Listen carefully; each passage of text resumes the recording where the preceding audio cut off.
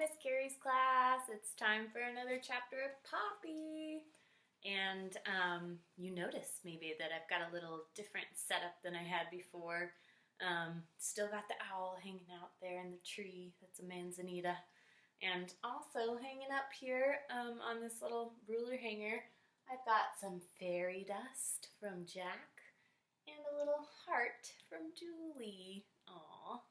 So it's nice to have a little piece of you here with me, and I'm happy to be right there at your house with you. Okay, so we are on chapter 17. It's called A Surprising Conversation.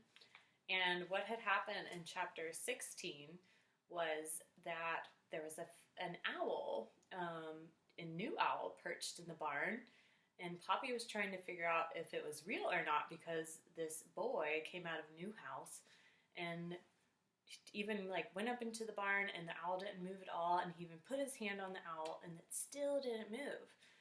And while the boy was doing that, there was a lazy old barn cat hanging out, and the cat also did not seem disturbed in the slightest by the owl.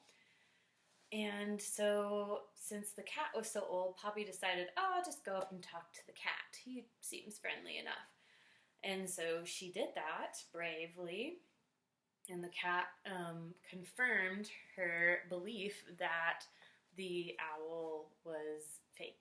And so she's very excited, and the cat also told Poppy that the owl, that the other great horned owl, who's Mr. Okax, is afraid of this fake owl. So Poppy is thinking now, this is exactly the news that she needed to go back and tell her family, and that it's going to be ironic because this fake owl is going to protect them because Mr. Okax is afraid of it. But there's still that salt lick. We can't forget about the salt lick that's for Irith.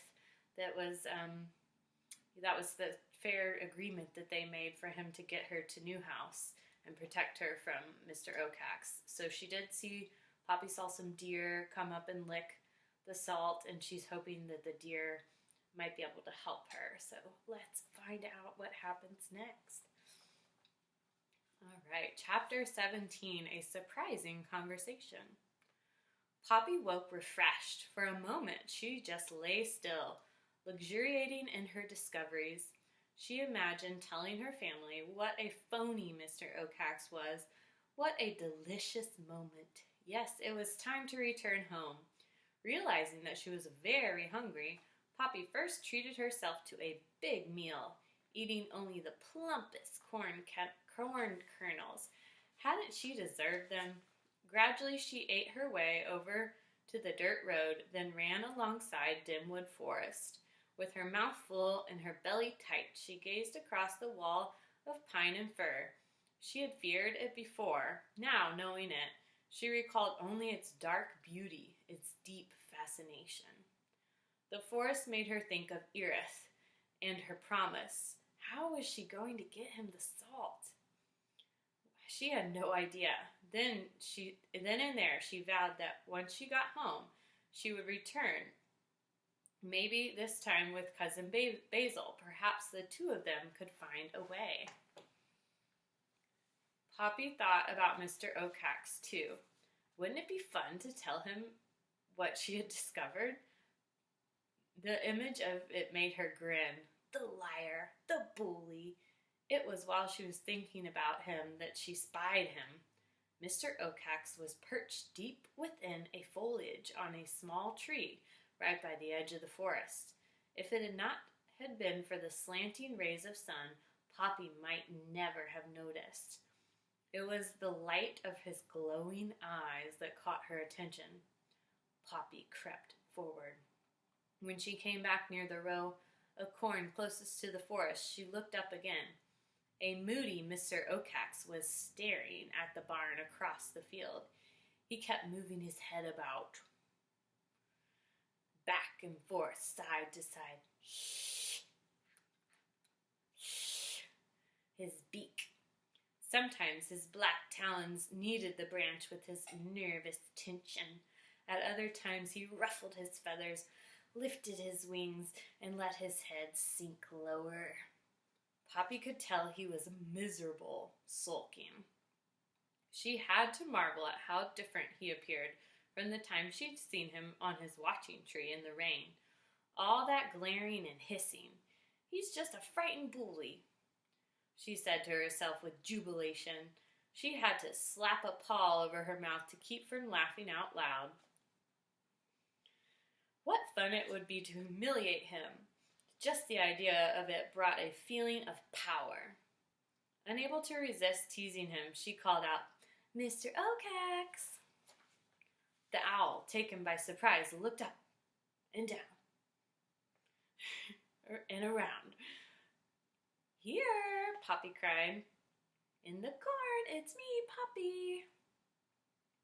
Mr. Okax hunched over and peered in her general direction. "Show yourself," he said harshly.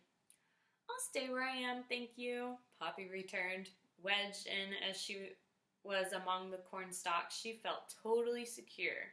She knew he could not reach her there. "Mr. Okax," she called, "is it the owl on that barn you're looking at?" "What's it to you?" he growled. "You're frightened of it, aren't you?" Poppy said. Mr. Okax opened his beak, but no sound came out. Instead, he kept peering into the corn. Poppy said, "It's awful to be frightened, isn't it?" "What did you say?" "I said, it's not fun being frightened, is it?" To this, Mr. Okax said nothing. "I could tell you a little something about that owl," Poppy called, feeling altogether giddy with her knowledge. "What is that something?" the owl asked. "Want to talk about it?" Poppy offered, suppressing a giggle. "Well, I might as well say it to you.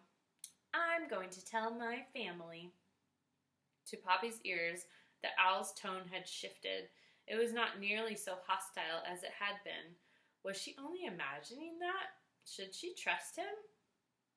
But even as she asked herself that question, she thought, "Oh, the look on his face when I tell him that the bird he's so frightened of is nothing but a fake," she called. "Would you really like to talk about it with me?" "Yes, I would," replied Mr. Okax. "You seem to be a very smart mouse." Poppy blushed. No one had ever called her smart before. This, she had to admit, was a very different side to Mr. Okax from what she had known. Ragweed, in his way, had challenged him. As for her father, he had been very timid in his approach. Perhaps the owl would respect someone who stood up to him politely but firmly. "Do you really think I'm smart?" she inquired. "I certainly do. Yes, perhaps the two of us should just sit down and talk. The two smart ones.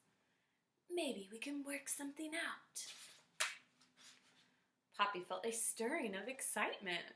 Here she was, talking in a perfectly reasonable way with the great Mr. Okax.